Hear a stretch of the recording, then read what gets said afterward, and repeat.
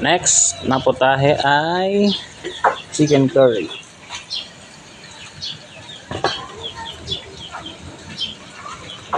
At ito na yung ating manok, 6 kilos. Yung kanina, bali 6 kilos din yung pamilino natin. Ang susunod natin dito ay yung kare-kare. And yung sarsa ng lumpiang sariwa, doon na lang sa loob iluto. Ito pala yung ating bahay. Nandito tayo sa harap ng bahay. Formado na. At ito na mga orago na. Ayan na, chicken curry. Tingnan nyo, kulay ano na talaga. Parang tunay na. May Y kasi may K.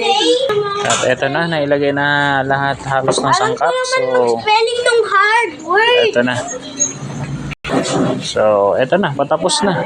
Hindi na natin papatagalin pa dahil nailagay naman na lahat ng sangkap. That's all. Thank you and paalam with Chef Mangustin again. Bye!